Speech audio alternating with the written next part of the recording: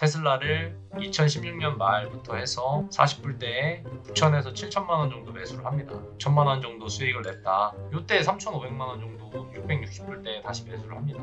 전량 매도를 하고 1,800만 원 정도 수익을 냈는데 미실현 수익까지 하면 2천만 원 정도 수익을 냈는데, 그런데 이제 거짓말처럼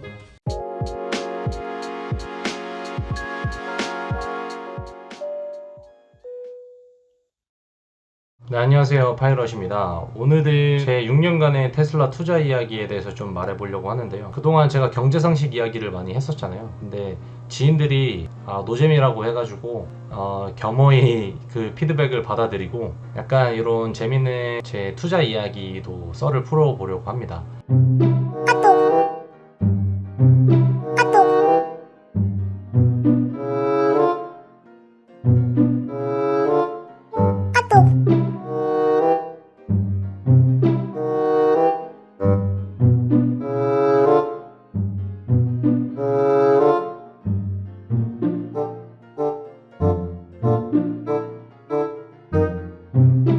테슬라 이야기를 할 건데, 이 사진은 제가 재미로 가지고 왔어요.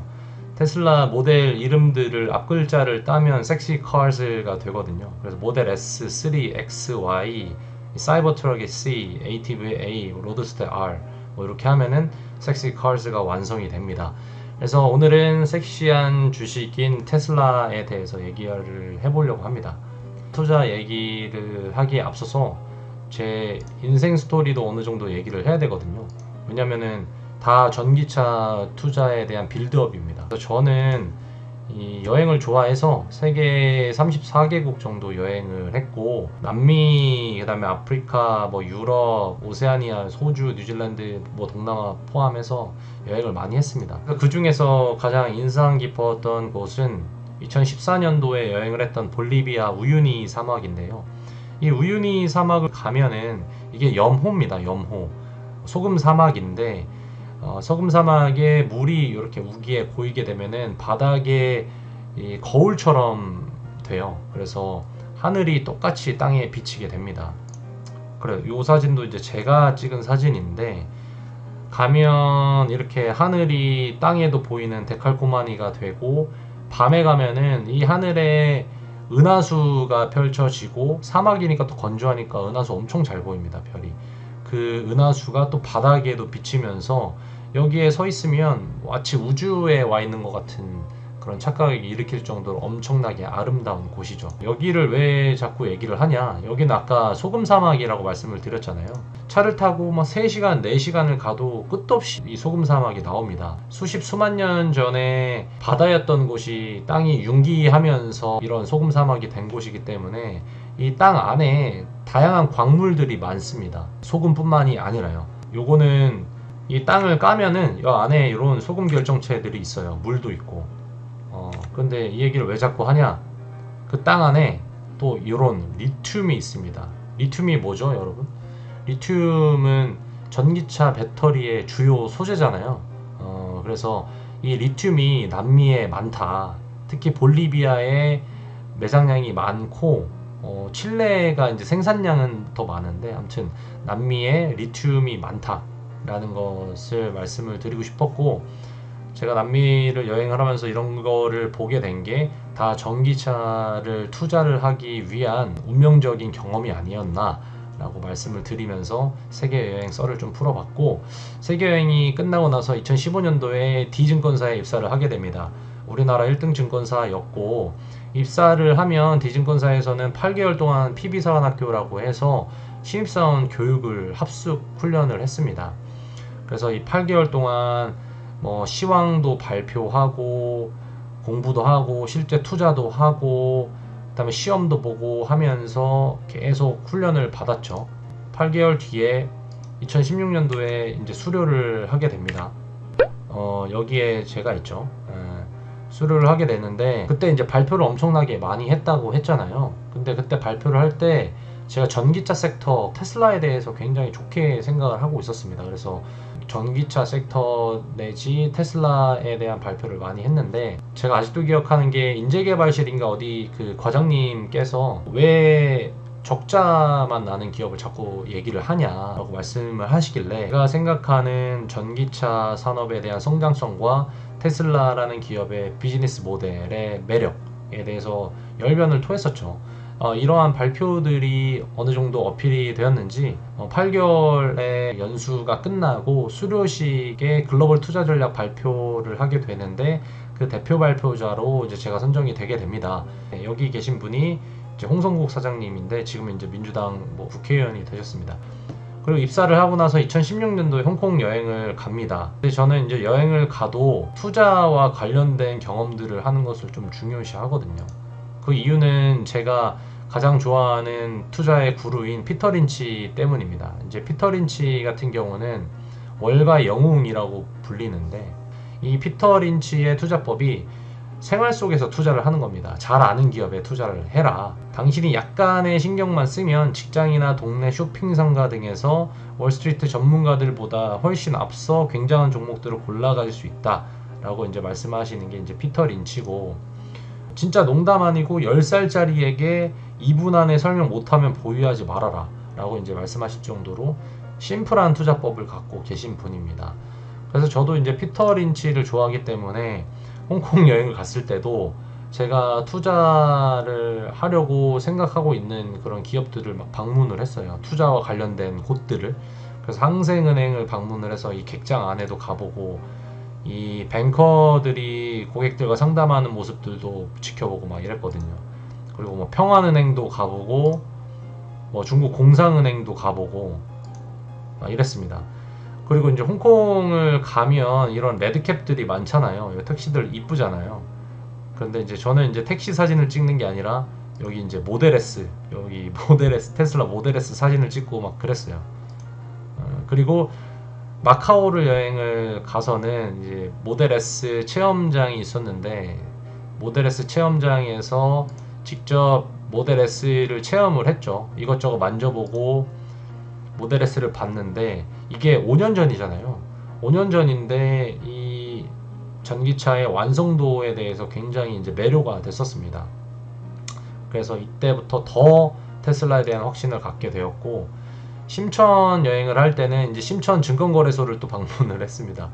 뭐 일반적인 여행이 아니죠. 이상하게 여행을 하는 스타일인데, 심천거래소는 우리나라로 치면은 코스닥 거래소라고 보시면 됩니다. 그리고 또 중국 심천에서도 또 테슬라 모델 S 찍고 다녔어요. 예. 이쁘죠? 빨간색. 이게 5년 전이니까 5년 전에는 진짜 너무너무 더 예뻤거든요. 예. 그리고 이 테슬라뿐만 아니라 이 BYD라고도 부르죠. BYD에 대해서도 이제 투자하려고 했었기 때문에 심천에서 BYD 전기 택시를 타봐야겠다라고 마음을 먹고 또 직접 이 전기 택시를 탔습니다. 탔는데 생각보다 굉장히 정숙하고 세련됐더라고요. 네. 그래서 전기차 시대가 진짜 도래했구나 라고 더 확신을 했고, 이거는 이제 벨트매라고 얘기를 하는 겁니다. 그래서 전기차 시장에 아주 강한 확신을 그때 2016년도에 갖게 되죠. 그것뿐만 아니라 2015년도에 파리 기후 협약이 있었습니다. 뭐 기온 낮춰야 된다, 재원 마련 많이 해야 된다, 그다음에 가스 배출을 뭐 계속 줄여야 된다, 2050년부터 급속적으로 감축해야 된다, 이런 얘기가 있었고, 97년에 교토의정서에서는 뭐 37개국만 모여서 5% 줄이자라고 이야기했었는데 2015년도에는 37% 줄이자, 195개국이 모여서 뭐 이런 얘기를 했죠. 근데 지금은 더 심하게 줄이자고 얘기를 하고 있죠. 이러한 시대적인 흐름이 있었기 때문에 전기차 시장에 확신을 갖고 테슬라를 2016년 말부터 해서 40불대에 6천에서 7천만 원 정도 매수를 합니다. 그리고 테슬라 전량 매도하고 1천만 원 정도 수익을 냈다. 근데 얼마 못 가서 한 3달 있다가 팝니다. 이게 왜 팔았냐면 제가 블로그에 기록을 해놨어요. 결론은 테슬라 주가가 충분히 더 빠져주고 실적이 개선되면 재매수 의향 있음이라고 결론을 내렸습니다. 그랬는데 그 이후로 뭐 주가가 빠지지 않았다는 슬픈 현실. 네, 그래서 재매수 못했죠. 그러다가 회사를 그만두고 2018년부터 비행 훈련을 시작을 했습니다. 그래서 2년 조금 넘게 비행 훈련을 받고 라이센스를 땄는데 이때 요 박스 구간이 제가 비행 훈련 했던 기간이거든요. 그래서 요 기간 동안 테슬라 50배 상승했습니다. 50배. 제가 비행하는 동안 비행기가 이륙하듯이 급격하게 50배가 상승을 했죠. 제가 요때 매수하고 요때 매도를 했죠. 그 이후로 50배가 났다. 제가 이때 6, 7천 정도 샀으니까 비행훈련 안 받고 계속 그냥 주식 들고 있었으면 한 30억은 되지 않았을까 라고 생각을 합니다. 그러다가 코로나가 또 터졌죠. 전염병 요 친구와 함께 증권사에 조용히 복귀를 하게 됩니다. 여전히 테슬라를 좋게 봤기 때문에 요때 3,500만원 정도 660불 때 다시 매수를 합니다. 그리고 나서 또 참지 못하고 1000불 때 요때 전량 매도를 하게 되죠. 전량 매도한 이유가 또 있었습니다. 이유가 뭐였냐, 오버슈팅이 나오면서 기계적으로 3분의 1을 또 매도합니다.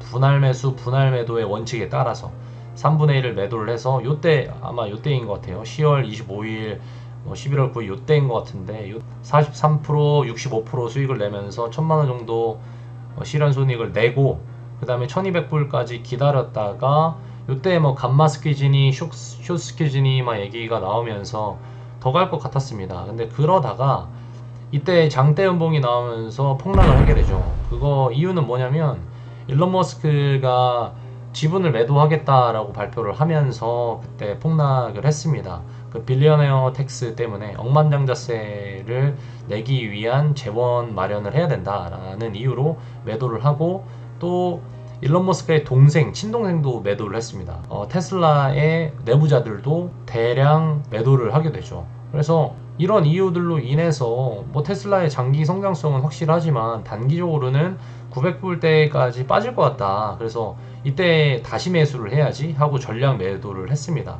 전량 매도를 하고 1800만원 정도 수익을 냈는데, 뭐 미실현 수익까지 하면 2000만원 정도 수익을 냈는데, 그런데 이제 거짓말처럼 1000불을 딛고 V자 반등을 하게 되죠. 그래서 또 반성을 했습니다. 정확하게 5년 전에 2016년도에도 테슬라를 좋게 보면서 짧게 먹고 나오고 그동안 또 투자 기회를 못 잡다가 다시 투자를 잘 했는데 또 참지 못하고 수익 실현하고 나와버린 거죠. 다시금 반성을 하면서 이제는 테슬라는 진짜 원칙대로 장기 투자를 해야겠다 라고 결심을 하고, 며칠 전에 테슬라를 80주 1억을 매수를 했습니다. 정확하게는 1억 400만원 정도 매수를 했는데 매수 단가는 1100불이에요. 1100불대인데 요 정도 되는데, 물론 제가 이제 고점을 잡았을 확률이 높습니다. 근데 제가 왜 그럼에도 불구하고 투자를 했느냐, 저는 2025년까지 홀드할 계획이기 때문입니다. 이제는 제가 2016년도, 17년도의 투자 경험과 이번에 또 투자 경험을 바탕으로 확실히 느꼈죠. 테슬라를 그만큼 잘 알고 성장성을 좋게 본다면 진짜 장기 투자해야 된다 라는 거를 이제 결심을 했고 깨달았고, 그래서 지금 단기적으로 고점임에도 불구하고 나는 어차피 장기 투자를 할 거기 때문에 1억을 매수를 하게 됐습니다. 그래서 2025년까지 팔지 않을 계획이고요. 물론 이거는 지금 뭐 구독자분들에게 테슬라를 매수해라 매도해라 뭐 이런 투자 권유를 하는 게 전혀 아닙니다. 다만 이제 저의 그동안의 테슬라의 투자 역사를 말씀을 드리면서 저의 테슬라 투자 스타일, 그 다음에 투자 원칙에 대해서 이제 말씀을 드렸던 거고요. 재미있으셨으면 좋겠고, 앞으로도 이런 테슬라뿐만 아니라 다양한 해외 주식 관련된 투자 스토리들이 또 있거든요.